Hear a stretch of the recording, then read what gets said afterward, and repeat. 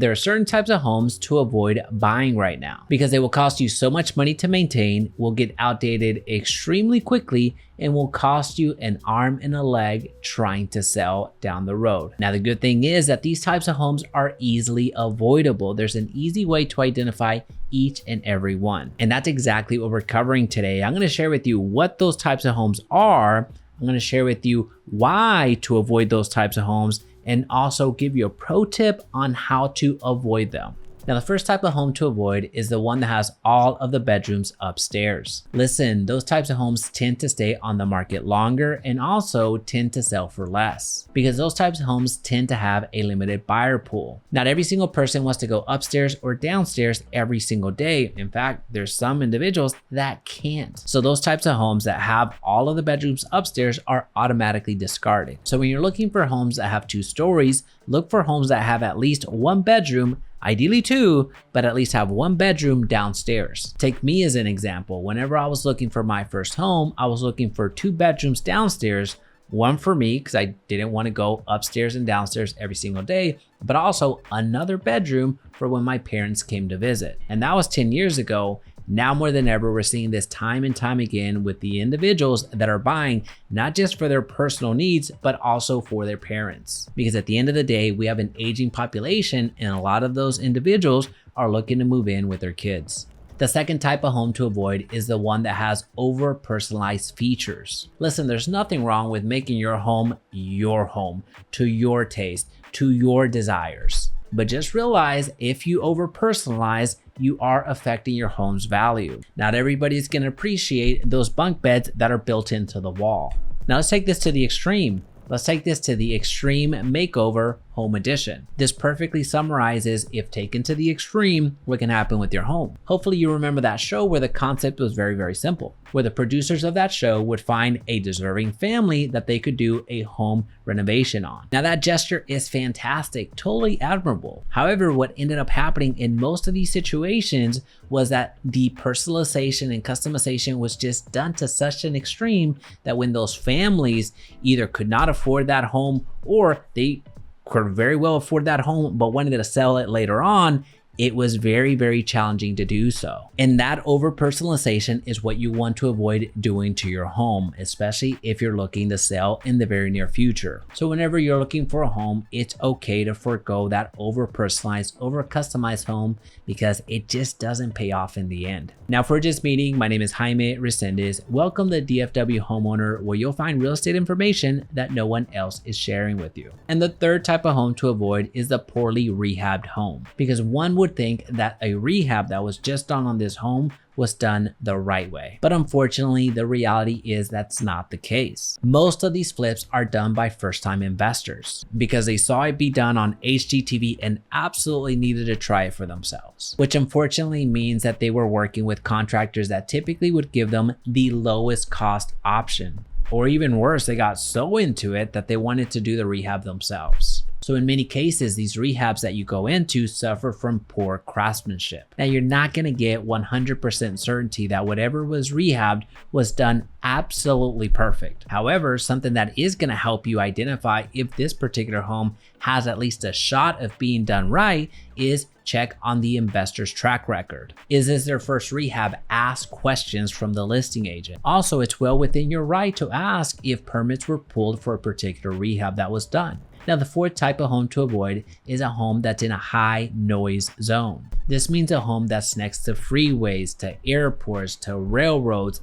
There are certain things in the community that are going to cause some noise issues. Now, take it from me, the last thing you want on your very first night sleeping in your home is to find out that there's actually a railroad right next to your house on the other community that you had no idea existed, only to be woken up by a train at 2 o'clock in the morning. Now, noise, of course, is gonna happen, but it's very important that you know ahead of time before you make a very large investment. So spend some time in the area that you're wanting to buy in. Spend some time in the morning, at noon, at night, on the weekend. Spend some time in the community. And if you can and have a little bit of courage, talk to the neighbors, get their insight and learn from them. Now, the fifth type of home is unfortunately one that hits very close to home, and that's the home that's located in a flood zone. Unfortunately, here recently, a devastating flooding has absolutely capsized the lives of so many individuals in Texas. And while this is a once in a generation type of event, it's something that happens quite frequently with homes that are a little bit closer and more susceptible to floods. There are homes that are located in flood zones that are designated by FEMA that you should avoid. Now, thankfully, this flood zone map is readily available to you regardless of where you are in the country. And even if you don't think that the area that you're considering buying falls within a flood zone, it's very important to check.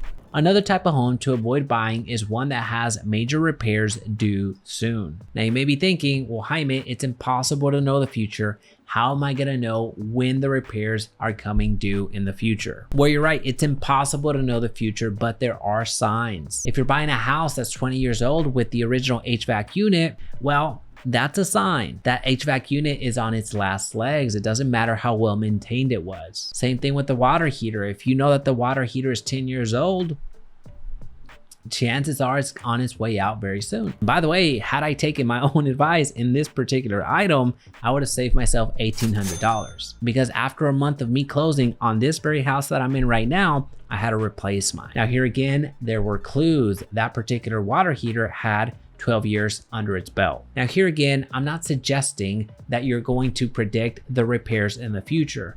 What I'm suggesting is that there are ways to anticipate them. And one of those ways is to identify the age of these major ticket items before you purchase. And it's also a good idea to get a home warranty just in case something happens within the year that you buy your home, which is what I did in this particular water heater situation. And by the way, I just updated our DFW Homebuyer Masterclass, link down below, which is going to show you step by step how to buy a home, how to save money on your next home purchase, and also how to buy a home in a fraction of the time. So check it out. It's completely free. Link down in the description.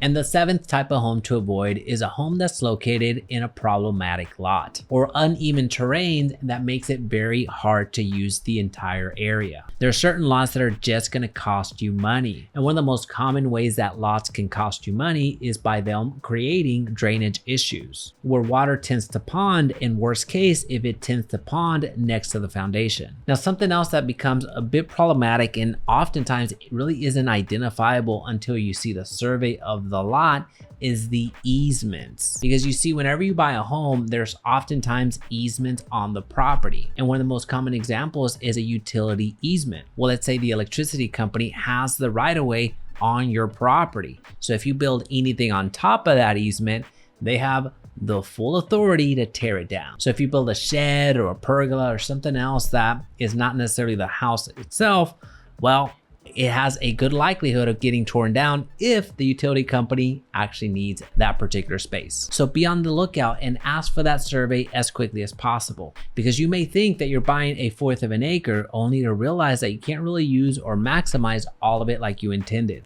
And the eighth type of home to avoid buying is one that has a bad orientation. In Texas, as you can imagine, it gets hot. So if you have a home that's facing east to west, where the front of the property is facing the west side, be prepared for the summers to get hot. So in those summer months, expect that front doorknob to get extremely hot. And of course, that becomes problematic if you have a lot of the living spaces towards the front of the house. So you'll most likely need some window screens to help cool the temperature in the front of your home. And something else that bad orientation to your home can do is make certain parts of your home extremely dark. So if you value that sunlight and natural light, make sure that the home that you're looking at actually has that. And one of the best ways to actually test for this is by going to see the homes during the day. Don't always leave it to evening showings to go and see property. Another home to avoid buying is one that sells frequently. There's some homes out there that just continue to make the rounds. It just seems that every other year it's getting listed on the market for whatever reason. And that can be a potential red flag. There could be issues with the property itself, with the condition and quality and craftsmanship just isn't there to where the homeowner is buying that home and then immediately regrets it. Or it could even be a little bit broader. It could be an issue with the community. So whenever you're looking at a home, check out the historical records. See how many times the deed has changed hands. And to find this type of information, it's not all that hard. You can ask your real estate agent to check this on the MLS, or you could yourself go to the Central Appraisal District and see what the tax records show. And the 10th type of home to avoid is one that has awkward layouts. Let's just face it, some floor plans just flat out suck. You can easily find yourself in a 2,500 square foot home that feels more like 1,500 square feet, where a lot of the livable space can be consumed by a staircase or a badly placed closet. Now, these particular types of homes are a little bit harder to identify online because most of the time you're just seeing pictures. You're not seeing the actual floor plan being uploaded. So oftentimes you do have to go to the property itself to really feel and experience that bad layout for yourself. And one of the best ways that you can identify if a particular floor plan is at least bad for you, it may not be bad for everybody, but at least bad for you, is by visualizing your belongings in that house. Your couches, can your dresser, can your bed, can your belongings actually fit in that property? Really try to visualize how you're going to be using that home. Now, these are the 10 types of homes not to buy, but at the end of the day, there's one founding principle that ties everything together. The one common thread across all of these homes that you shouldn't buy is the fact that they limit the home buyer pool. These types of homes, for various reasons, limit the amount of potential home buyers. And anytime that happens, you can expect that value of that home not to rise as fast. And in some cases, not rise at all. So know what you're looking for and work with a professional that's going to protect you during the home buying journey. And speaking of the home buying journey, check out this video that shows you how to buy a house step by step.